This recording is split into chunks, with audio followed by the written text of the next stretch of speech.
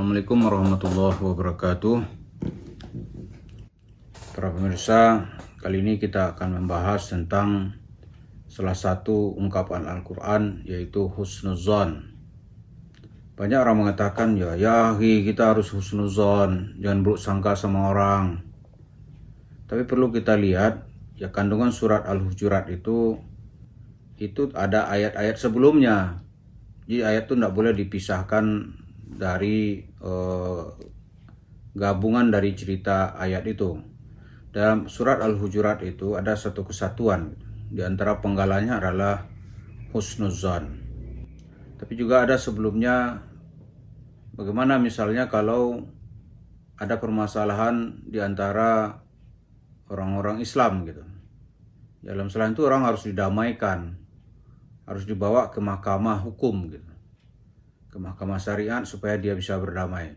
Kalau ada yang enggak mau berdamai, faqatilul lati tabghi hatta tafiya ila amrillah.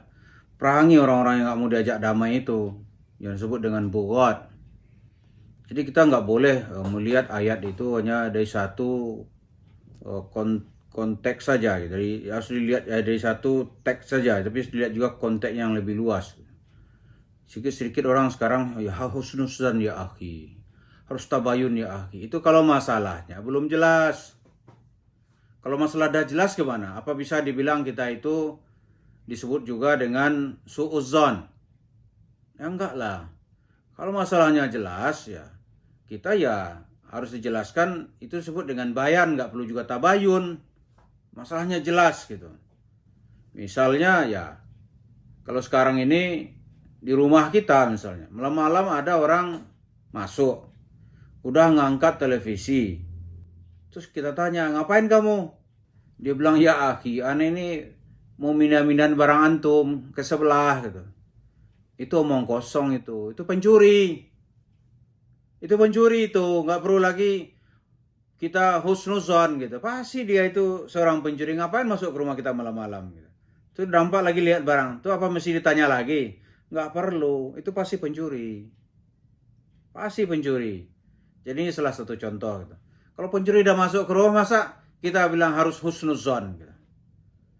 Nah begitu juga persoalan sekarang ini, orang dengan gampang aja bilang tuh harus husnuzon, harus tabayun, kita jangan bergibah, jangan memfitnah. Itu kalau permasalahannya nggak jelas. Ya. Ini misalnya nih, kita nggak ada urusan dengan masalah itu gitu. Ada artis nih contohnya gitu ya. Artis lagi terlibat cerai gitu. Nggak ada urusan sama kita. Nah, itu kita husnuzon, nggak ada urusan sama kita. Nggak usah cawe-cawe, nggak ada urusan.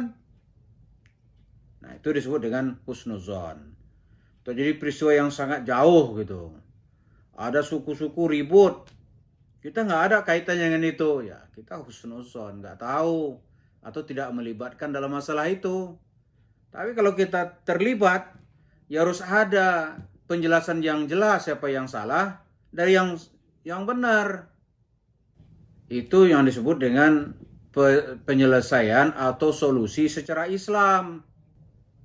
Tapi kalau enggak, kita syar'i ya akhi, kita harus sesuai syariat, kita harus husnuzon gitu. Ya kalau masalah udah jelas gimana? Terus antum tidak mau terlibat dalam masalah, hanya melihat dari satu sisi, itu bilang-bilang orang husnuzon. Itulah penyebar fitnah.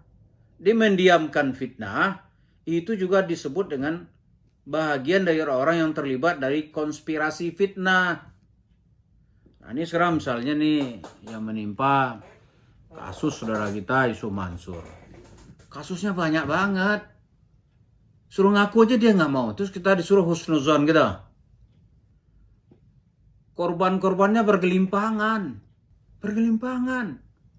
Terus kita suruh jangan su'uzzon. Kita disuruh jangan menemparkan tuduh-tuduhan yang mengkritik. Kita jelaskan dituduh kita ini bergibah. Kita mau jelaskan dituduh ini siapa aktor intelektualnya nih. Ini kan penjelasan ini nggak ada penyelesaian kalau begini caranya. Kalau kembali kepada Al-Quran, kita pahami Al-Quran itu dengan benar.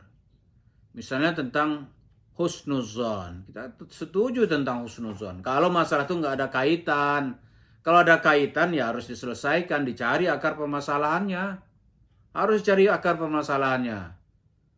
Nah, dalam ayat-ayat yang kita baca itu, ya nggak boleh saling menyerang. Ini di mana serangan dilakukan terus. Itu disuruh kita husnuzon. Gitu. Di mana-mana nggak mau dia diajak penyelesaian syar'i. Menurut syariat Islam. Ya kembalikan dong kalau ada misalnya ada tuduhan. Ya akhi, antum terlibat. Ya diajak. Bertemu dengan orang-orang yang dirugikannya itu. Jangan pula ikut. Ini Pak Kiai, Ustadz ikut pula membela-bela keadaan dengan berlindung di balik kata-kata husnuzon. Sangka baik. Kalau sangka baik aja terus bagaimana menyelesaikannya? Sementara permasalahan ada gitu. Polisi misalnya nih. Kalau dia hanya bersangka baik dan nampak mah dia kalau kejanggalan di tengah masyarakat, ya nggak bisa ditegakkan hukum. Hakim misalnya nih. Hakim setelah dia periksa orang-orang yang dinyatakan bersalah gitu.